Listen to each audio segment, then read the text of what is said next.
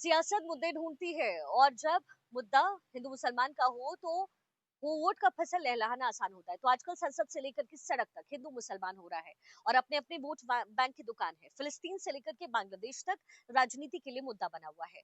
प्रियंका गांधी की फिलिस्तीन वाले बैग को लेकर के भी अब कंट्रोवर्सी तेज हो गई है।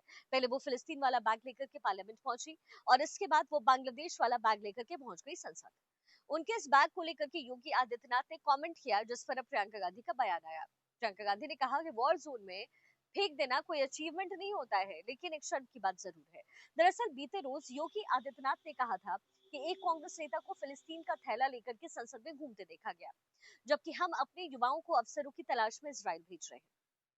योगी आदित्यनाथ ने यह भी कहा कि अब तक उत्तर प्रदेश से 5600 से अधिक युवा निर्माण कार्य के लिए इजराइल अब तक जा चुके हैं। वहां पर हर एक युवा को 1.5 लाख रुपए मासिक वेतन के अलावा मुफ्त भोजन और आवास भी मिलता है और सुरक्षा की गारंटी अलग से मिलती है। योगी आदित्यनाथ पर पलटवार करते हुए प्रियंका गांधी ने कह दिया है कि भाई, जिन लोगों ने उत्तर प्रदेश के युवाओं को रोजगार देने के बजाय युद्धग्रस्त इजराइल में भेज दिया है, वो इसे अपनी उपलब्धि बता रहे हैं। उन्होंने ये भी कहा कि वो ना तो राज्य में बेरोजगारी की स्थिति से अवगत है और ना ही वो उन युवाओं और उनके परिवारों का दर्द ही समझते हैं। उन्होंने हिंदी में एक पोस्ट में कहा है कि खबरों के मुताबिक इजराइल में काम करने वाले युवा बंकरों में छिप करके अपनी जान बचा रहे हैं और कंपनियां उनका शोषण कर रही है। प्रियंका गांधी ने यह भी कहा कि उनके परिवार हमेशा डरे हुए रहते हैं। हमारे होनहार युवा रोजगार के लिए अपनी जान को जोखिम में डालने को मजबूर हो गए हैं, क्योंकि आप रोजगार दे नहीं सकते।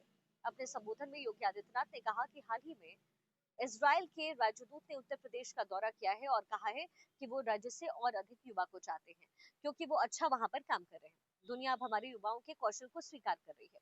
जब वो युवा घर पैसा भेजते हैं तो राज्य के विकास में योगदान देते हैं और हम उन्हें बधाई भी देनी चाहिए। बयानों की घमासान के बीच जो है, ये मुद्दा सिर्फ फिलिस्तीन और बांग्लादेश का है नहीं। फिलिस्तीन को लेकर के कांग्रेस और उनके नेता पहले भी अपना दर्द जाहिर कर चुके हैं, जबकि बांग्लादेश में हिंदुओं पर हो रहे अत्याचार को लेकर के ज्यादातर नेताओं के मुंह अभी भी बंद है। इसको लेकर के बीजेपी लगातार कांग्रेस और उसके नेताओं को कटघरे में खड़ा भी करती रही। शायद इसीलिए इस बार प्रियंका गांधी को लगा कि भाई, अगर कहीं हिंदू वोटर्स नाराज हो गए तो फिर दिक्कत हो जाएगी। तो फिलिस्तीन वाला बैग ले जाने के अगले ही दिन वो बांग्लादेश में हिंदुओं पर अत्याचार के खिलाफ स्लोगन लिखा हुआ बैग लेकर के संसद पहुंच गई। वैसे भी 2014 में कांग्रेस के चुनाव हारने के बाद बनी एंटनी कंपन की रिपोर्ट में ये कहा जा चुका है कि कांग्रेस से हिंदू वोटर दूरी बना रहे। इसकी काट के लिए राहुल गांधी गुड हिंदू और बैड हिंदू का जो कॉन्सेप्ट है वो लेकर के आए। कांग्रेस के नेता तो जय श्री राम और जय सिया राम राम में भी भेदभाव बताने की कोशिश करते हैं और इनका मकसद सिर्फ एक है, हिंदू वोटर्स को डिवाइड किया जा सके और हिंदू वोट बैंक में सेंधमारी की जा सके।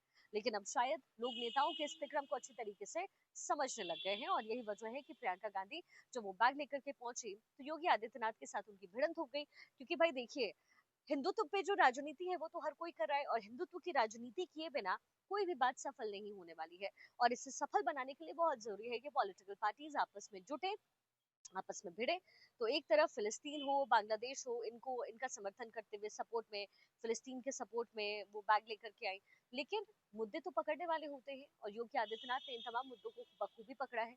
बखूबी पकड़ते हुए इस मुद्दे को खूब बुनाया जा रहा है। योगी आदित्यनाथ अपने बयान दे रहे हैं, प्रियंका गांधी की तरफ से अपनी तरह की बयानबाजी हो रही है। और चूंकि संसद में पहली बार बतौर सांसद प्रियंका गांधी ने एंट्री लिया है तो जाहिर है अब उनकी बातों की जो इम्पोर्टेंस है वो आंकी जाएगी, मापी जाएगी।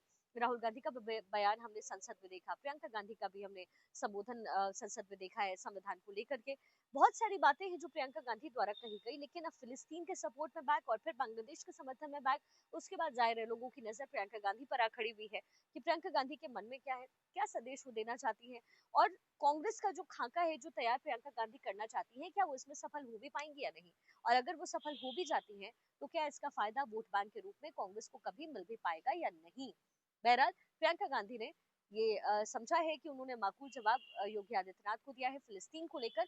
लेकिन अक्सर इस तरीके के जो बयान है वो सियासी वोट बैंक के लिए होते हैं। लेकिन देखना दिलचस्प रहेगा कि जो कि कांग्रेस का साथ लगभग सभी सियासी दलों ने छोड़ दिया है, उनके सहयोगी दलों ने, तो उनके बयान कांग्रेस को आखिर कहां तक लेकर जाते हैं।